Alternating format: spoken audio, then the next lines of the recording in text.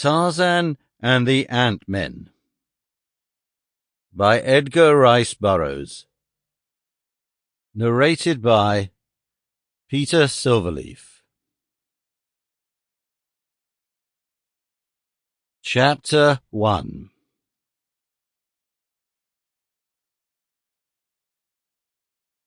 In the filth of a dark hut, in the village of Obebe the cannibal, upon the banks of the Ugogo, Esteban Miranda squatted upon his haunches and gnawed upon the remnants of a half-cooked fish.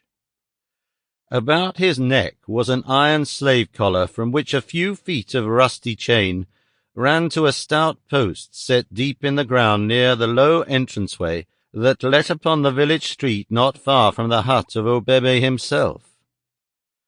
For a year Esteban Miranda had been chained thus, like a dog, and like a dog he sometimes crawled through the low doorway of his kennel and basked in the sun outside. 2 diversions had he, and only 2.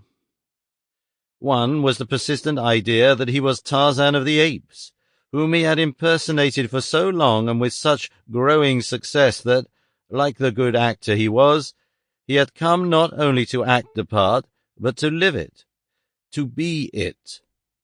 He was, as far as he was concerned, Tarzan of the Apes. There was no other, and he was Tarzan of the Apes to Obebe too. But the village witch-doctor still insisted that he was the river devil, and as such one to propitiate rather than to anger. It had been this difference of opinion between the chief and the witch-doctor that had kept Esteban Miranda from the flesh-pots of the village, for Obebe had wanted to eat him, thinking him his old enemy, the ape-man. But the witch-doctor had aroused the superstitious fears of the villagers by half convincing them that their prisoner was the river devil masquerading as Tarzan, and, as such, dire disaster would descend upon the village were he harmed. The result of this difference between Obebe and the witch-doctor had been to preserve the life of the Spaniard until the truth of one claim or the other was proved. If Esteban died a natural death, he was Tarzan, the mortal, and Obebe, the chief, was vindicated.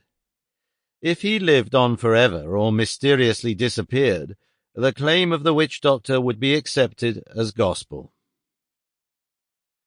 After he had learned their language and thus come to a realization of the accident of fate that had guided his destiny by so narrow a mark. Sample complete. Ready to continue?